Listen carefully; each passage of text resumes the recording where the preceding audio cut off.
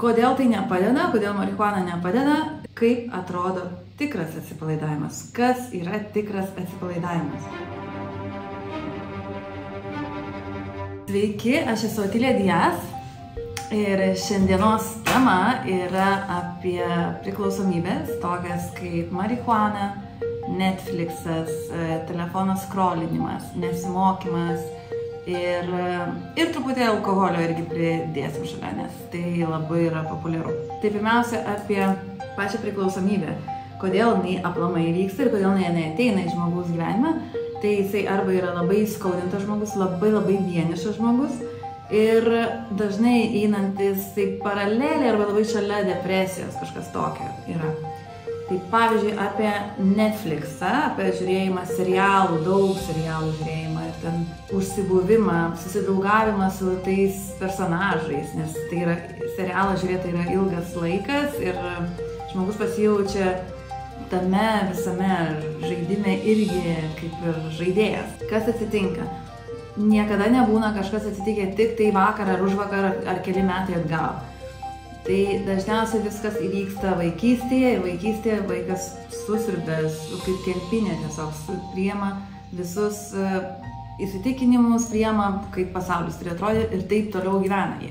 Jeigu vaikui yra duodama labai daug atsakomybės, kurios jisai pats realiai negali pernešti arba paliktas vienas su visa atsakomybė, tai tada jisai vienas, vienišas, paliktas, jaučiasi visiškai paliktas ir dar nešantis didžiulę atsakomybę, gal nueiti miegoti pats pasiruošti vakarienę, ar susitvarkyti namus, ar pats atsikelti ryte ir išeiti į mokyklą. Vaikas gal vieną kartą gali tai įvykdyti. Ar ten vaikas gali sugebėti atsakomybę nešti kažkokį trumpą laikotarpį, valandą, atsisėsti ir padaryti namų darbus. Vau, gerai, šaunuolis.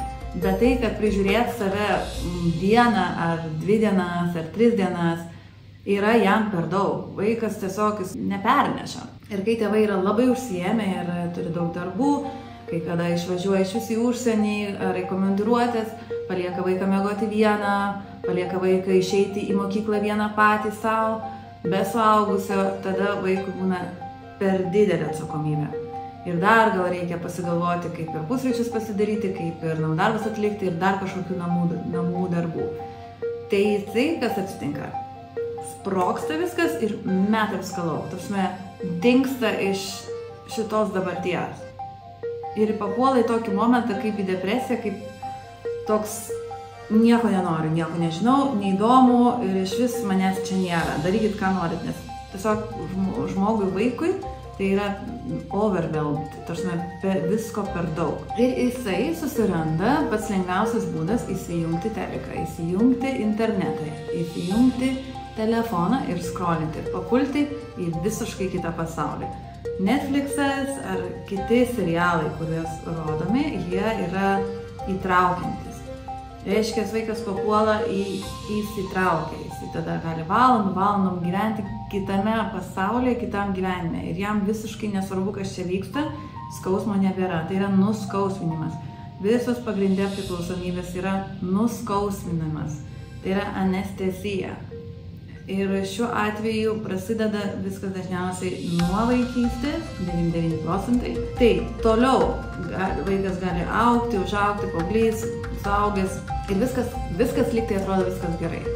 Bet kažkokiu momentu tam suaugusiam žmogui, 30 metų, atsiranda panašus momentas, kad oi, atsakomybės per daug, viskas šeima didelė, viską reikia prižiūrėti, atsakomybė. Žmogui vėl sprogsta viskas ir jisai pasako, aš nieko nenoriu. Tokia depresinė, beveik depresinė būsena. Ir geriausias variantas, kaip nesijausti vienam vienišam, tai yra tiesiog įsijungti kažkokį filmą ir į jį įeiti ir gyventi ten jame. Arba įsijungti internetą, arba įsijungti, scrollinti ir gyventi su tais veikėjais kartu. Tai čia yra apie Netflixą. Taip pat yra apie marihuaną, tai yra irgi dalykas, kuris labai taip švelniai po truputį įtraukia ir labai švelniai įtraukia žmogų. Marihuana dažniausiai ateina paauglystėje ar jaunystėje kažkokioj tai ankstyvoj. Atsitinka tai, kad žmogus jaučiasi visiškai vienišas. Vėl vienišumas. ir šitas pasaulis pasidaro per skausmingas. Skausmas. Marihuana apie skausmą, nuima skausmą. Nuima tai, kad, atrodo, kad aš šito dabar tikrai neišgyvensiu, tai yra tikrai per sudėtinga, kad nemirti. Tai geriau viską sulėtinti visą filmą, marihuana sulėtina, apatija, protas, mintis yra sulėtėjusios, viskas po truputį visų susistabdo ir aktyvumas susistabdo ir tada pasidaro visiškai švelnus, tas skausmas, jisai taip priprantama prie skausmo, kuris yra padėtas šalia, kažkur tai yra tenais ir ta marihuana taip ir neša, banguoja.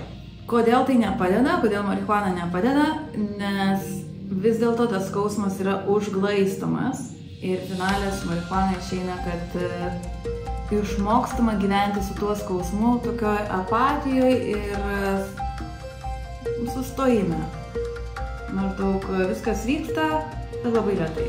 Tai čia apie marihuaną ir taip pat iš jos išlipti yra tikrai pamatyti, kad jinai neartina prie sėkmės, bet jinai labai tolina nuo sėkmės, jinai labai tolina nuo visko, nes smegenys iš tikrųjų pradeda labai lėtai veikti ir tik tai po truputį ir visiškai atitolsta nuo realybės, nuo aktyvios realybės.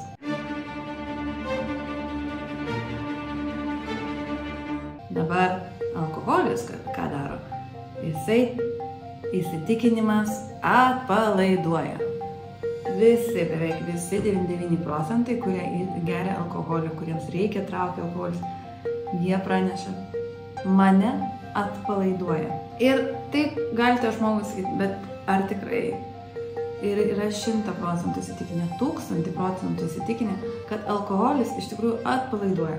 Ir buvo toks žmogus kaip tik verslininkas ir tas alkoholis visai jau jam nebetiko, senjoras ir jau sveikata ir iš tikrųjų netinka tas alkoholis. Ir sako, kad aš atsipalaiduoju. Nueinam į pasąmonę, paklausim, kaip atrodo tikras atsipalaidavimas, kas yra tikras atsipalaidavimas. Tai neparodė iš karto, kad tai yra alkoholis, nes pasąmonė jinai sako tiesą, jokios logikos tiesiai šviesiai tiesą tai teškia. Jokio dalyko apie alkoholį neparodė. Tai, ką daro alkoholis, jisai yra nuodas, kaip pilama nuodas į kūną, kūnas įeina į destrukciją, todėl kūnas pradeda svyruoti, todėl jisai atrodo nebeveikia taip greitai, kaip normaliai veiktų ir atrodo, čia atsipalaidavimas, ne, tai yra destrukcijavimas savo kūno ir tai atrodo, atsipalaidavimas. Atsipalaidavimas, tai tas žmogus papuolė į kokią vietą atsipalaidavimo? Į pirtį, kur šilta, kūnas guli, jisai šildomas, jisai pridedamas daugiau energijos, protas visas plaunasi, visas iš tikrųjų atsipalaidavęs. Ir ten žmogus suvokia, tai čia atsipalaidavimas. Ir po pirties aš jaučiuosi geriau, o ne blogiau. Ir mano sveikata gerėja, tik tai mano protas ryškėja, mano protas greitėja. Čia yra atsipalaidavimas. Labai dažnai dar, kai klausim pasąmonės atsipalaidavimo, labai dažnai atsiranda žmonės prie jūros. Nes vanduo iš tikrųjų yra transformatorius. Ir netgi nebūtina eiti į patį vandenį, bet vien žiūrint į vandenį jau viskas transformuojasi kūne irgi. Tai vanduo prie jūros, smėlis, visi šitie gamta, čia yra atsipalaidavimas. Alkoholis yra absoliuti iliuzija ir dar jinai labai tokia graži iliuzija, tokia, pasižiūrėkit reklamas kaip rodo. Reklamas telipus žiūri maži vaikai, tą patį tėvus žiūri maži vaikai, tėvai, seneliai, proseneliai. Visi, kai reikia pasilinksminti, kai kažkas pasidaro gero, kažkokia šventė, reikia atsipalaiduoti ir yra alkoholis. Tai yra didžiulis įprotis, tai tiesiog yra visuomeniai įkalta kaip ir cigaretės sukurtos tam, kad ir būti priklausomybei. Įkalta, kad to reikia, kad tai atpalaiduoja ir tai yra tokia iliuzija. Ir ta iliuzija, jeigu patikima, tai ir tampa tam žmogui ta tiesa. Bet jinai yra tik debesis. Ir ką daro hipnozė, jinai tikrai visus debesis prasklaido. Ir tikroji pasąmonė pasako, tavo kūnas šaukia, rėkia, klykia, Ne, skauda, man skauda, kai mane pilamas alkoholis. Ir kūnas parodo, ryte kūnas dažnai parodo, kad tikrai skauda. Tai čia yra tikroji tiesa ir priklausomybė ateina kada, kai žmogus yra vienišas, kai jam reikia susibūrimo ir kitų žmonių. Ir kitas dalykas, kai kažkas atsitinka baisaus, kai yra skausmas, kai yra kažkas tokio įvyksta, kad norisi pasimiršti, nuskausminti, anesteziją uždėti, tada ateina vėl priklausomybė, ar tai yra marihuana, ar tai yra cigaretės, ar tai yra alkoholis, ar Netflixas, ar šopoholikai, visa tai yra vienas ir tas pats pagrindinis dalykas. Aš nesu pakankamas, manęs trūksta, persitempimas ir jaučiasi vienišas, jaučiasi skausmas. Tai ačiū labai Jums ir daugiau informacijos galite rasti mano knygoje Pasąmonės žodynas arba mūsų puslapyje www.amorati.s. Iki.